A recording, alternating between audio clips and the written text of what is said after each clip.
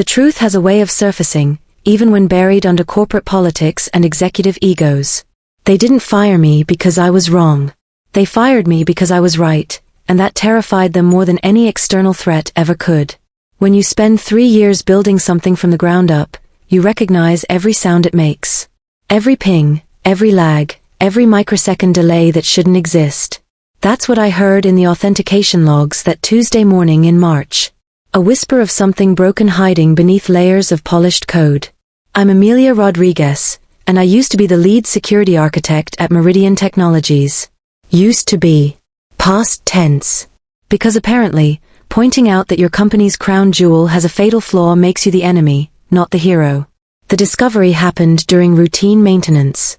I was running diagnostics on our new Cloud Vault system, the one we'd been pitching to government agencies for months. The system that was supposed to revolutionize secure data storage for federal contractors. Everything looked perfect on the surface. Clean dashboards, green lights across all monitoring systems, response times that would make any CTO weep with joy. But I've been in this business long enough to know that perfect is usually a lie wearing expensive clothes. The anomaly was subtle. A 0.002-second delay in the authentication handshake that only appeared during specific user privilege escalations. Most people would have dismissed it as network noise. I documented it, traced it, followed it down the rabbit hole until I found what was really happening. Our third-party authentication module, the one that Director of Innovation Patricia Wells had fast-tracked despite my initial concerns, had a backdoor. Not intentional, but functionally identical. A race condition that could be exploited to bypass encryption protocols during high-traffic periods. I didn't panic.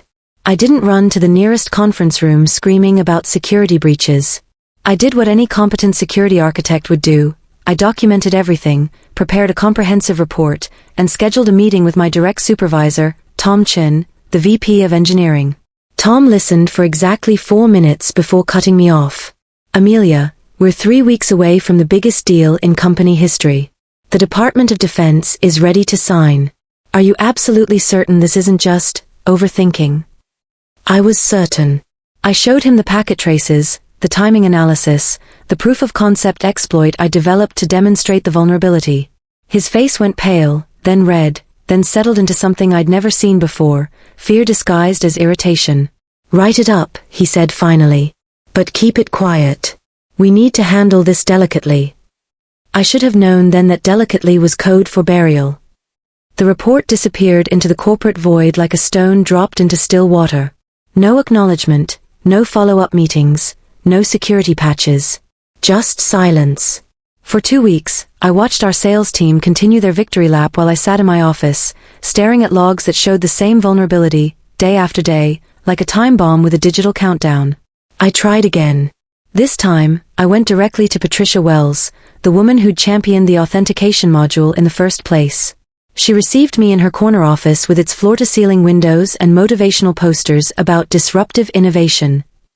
Amelia, she said, not looking up from her laptop, I understand you have concerns about the Cloud Vault implementation. Concerns. As if I were worried about the cafeteria menu. Patricia, this isn't a concern. It's a critical vulnerability that could compromise every client system we deploy. If the wrong person discovers this exploit. The wrong person? She finally looked at me, and I saw something cold in her eyes. You mean like you did? Amelia, I appreciate your thoroughness. But we have deadlines. We have commitments. We have investors who expect results, not theoretical problems. Theoretical. I placed a USB drive on her desk. There's a working proof of concept on that drive. I can demonstrate the exploit in real time if you'd like. She didn't touch the drive. I think you're overcomplicating this. The module has been tested extensively. It's been approved by our security committee. Sometimes, Amelia, perfection is the enemy of progress. That's when I realized I wasn't talking to a technical leader. I was talking to a politician. I escalated. Chief Technology Officer David Kim, a man I'd worked with for 2 years, a man who'd personally recruited me for my previous position, surely he would understand the implications. He understood, all right. He understood that I was becoming a problem. Amelia, he said, leaning back in his chair with a kind of forced casualness that screams discomfort. "I've been hearing some concerns about your approach lately. Some people feel you're being unnecessarily pessimistic about our systems." Pessimistic. I couldn't hide my incredulity. "David, I'm trying to prevent a security disaster. This vulnerability could." Could what? Could delay a multi-million-dollar contract? Could damage our reputation with federal agencies? Could cost people their jobs. He stood up, walked to his window, and spoke with his back to me. "Amelia, I need you to think about the bigger picture here. We're not just building software. We're building futures, careers, livelihoods." I stared at him. "We're building a system that could be compromised by a moderately skilled attacker with the right tools. That's not pessimism, David. That's reality." He turned around, and I saw something I hadn't expected: pity. "Maybe you should take some time off. Clear your head. When you come back, maybe you'll see things differently." I didn't take time off. I did something that, in hindsight, sealed my fate. I documented everything. Every conversation, every dismissal, every moment where the company chose profits over security. I created a detailed timeline, complete with technical specifications, management responses, and risk assessments.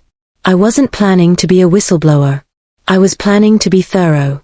The termination meeting was scheduled for 2 p.m. on a Friday. Room 7A, the same conference room where I'd once presented my original Cloud Vault architecture to applauding executives. The irony wasn't lost on me.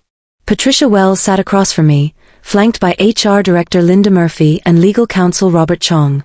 3 against 1. Corporate theater at its finest. "Amelia," Linda began, her voice carrying the practiced sympathy of someone who'd done this many times before, "we want to thank you for your contributions to Meridian Technologies. Your technical expertise has been valuable." Valuable. Past tense. "However," Patricia continued, "we feel it's time for a change in direction. Your recent approaches to problem-solving have been incompatible with our corporate culture." Corporate culture. The phrase that covers every sin from cowardice to fraud. "We're prepared to offer you a generous severance package," Robert added, sliding a folder across the table. 6 months' salary, extended health benefits, and a non-disclosure agreement that we believe is fair to all parties." I didn't touch the folder. "What about the vulnerability?" The silence stretched like a taut wire. "I'm sorry," Linda asked, though we all knew she'd heard me perfectly. "The Cloud Vault authentication vulnerability. The one I've been reporting for 3 weeks. What's the plan for addressing it?" Patricia's smile was arctic. "Amelia, I think you're misunderstanding the nature of this conversation.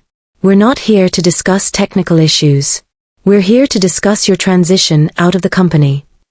"My transition out of the company," I repeated slowly. "Because I identified a critical security flaw." "Because you've been unable to adapt to our collaborative environment," Patricia corrected. "Because you've been resistant to feedback and unwilling to embrace our innovative approaches." I looked at each of them in turn. Linda, avoiding eye contact. Robert, studying his notes. Patricia, meeting my gaze with the confidence of someone who'd already won. "I see," I said finally. "And if I refuse the severance package?" "Then you'll receive the standard 2 weeks' notice," Robert replied.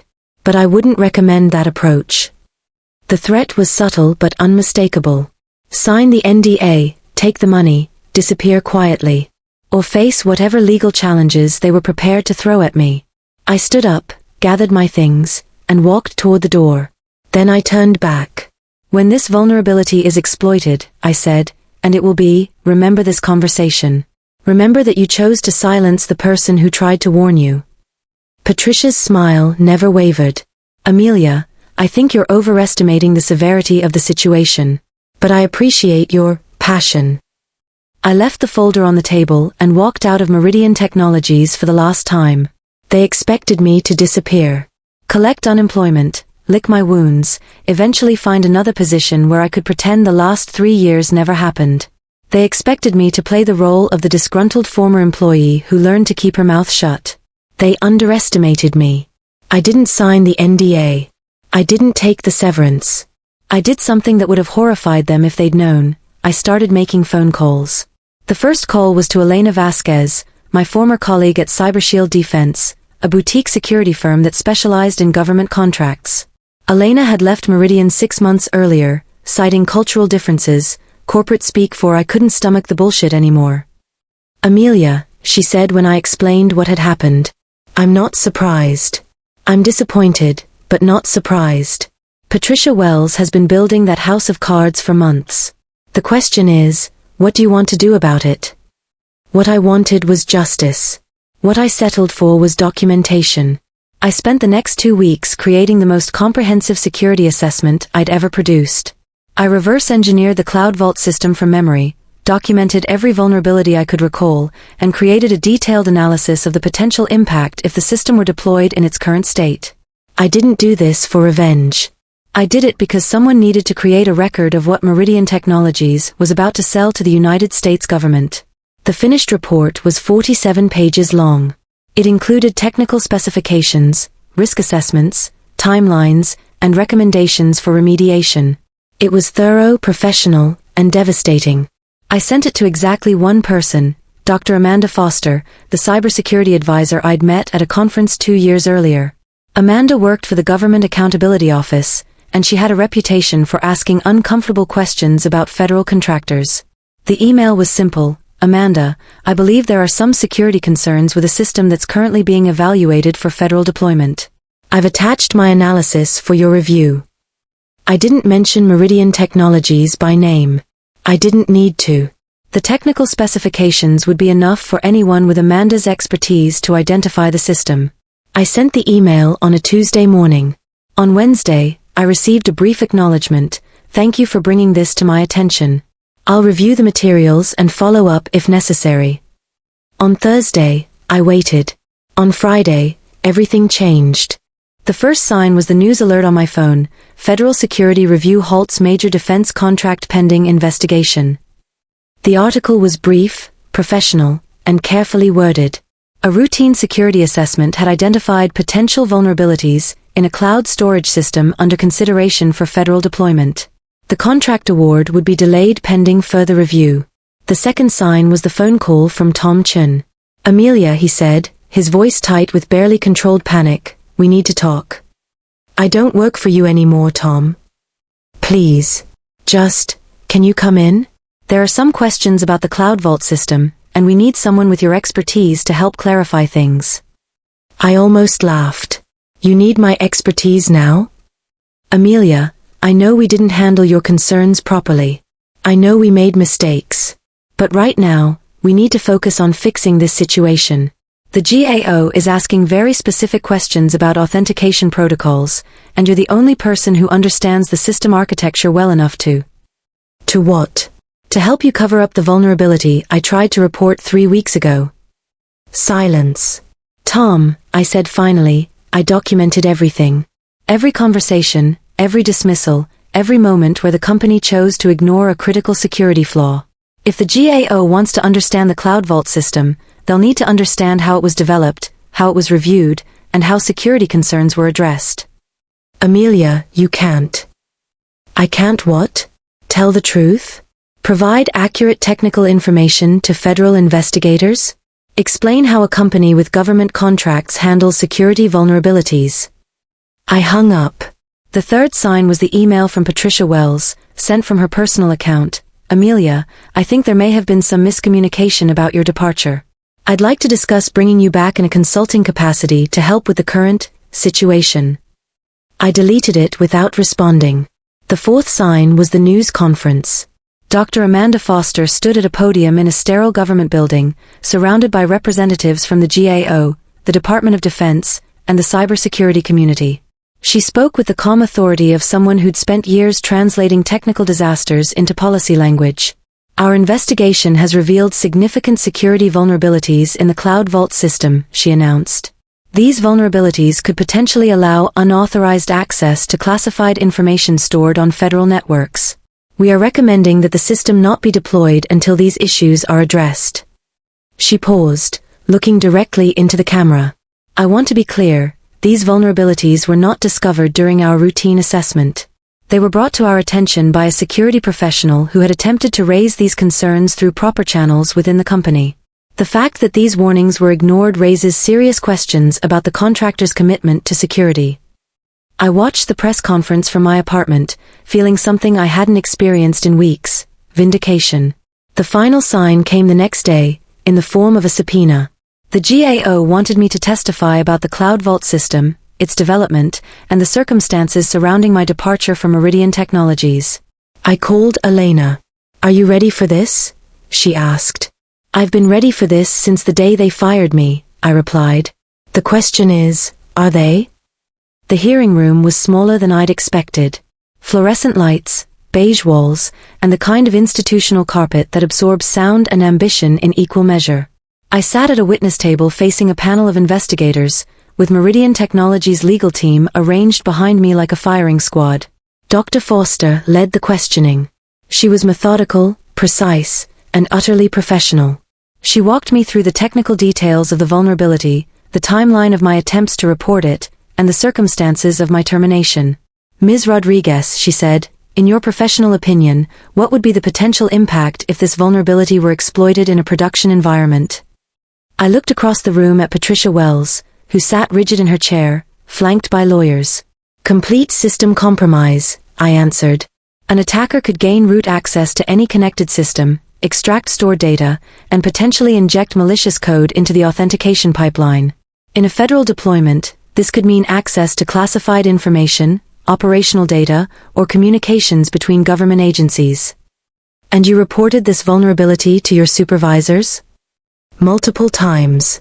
I provided detailed technical documentation, proof of concept exploits, and risk assessments. I escalated the issue through proper channels over a period of 3 weeks. What was the response?" I took a breath. I was told that I was being unnecessarily pessimistic, that I was overcomplicating the situation, that I was resistant to feedback and unwilling to embrace innovative approaches. 3 weeks after my first report, I was terminated. "Were you given any explanation for your termination that related to the security vulnerability you had reported?" "No. I was told that I was incompatible with the corporate culture." Dr. Foster nodded and made a note. "Ms. Rodriguez, based on your experience, do you believe that Meridian Technologies has adequate processes in place to handle security vulnerabilities in systems intended for federal deployment?" I looked at Patricia Wells again. She was staring at the table, her jaw clenched. Tom Chin sat beside her, looking like he wanted to disappear into the institutional carpet. "No," I said. "I believe that Meridian Technologies prioritizes contract timelines and revenue over security. I believe that they view security concerns as obstacles to be managed rather than problems to be solved. And I believe that they will retaliate against employees who raise inconvenient questions about system integrity." The room was silent except for the scratch of pens on paper. "Thank you, Ms. Rodriguez," Dr. Foster said. "No further questions."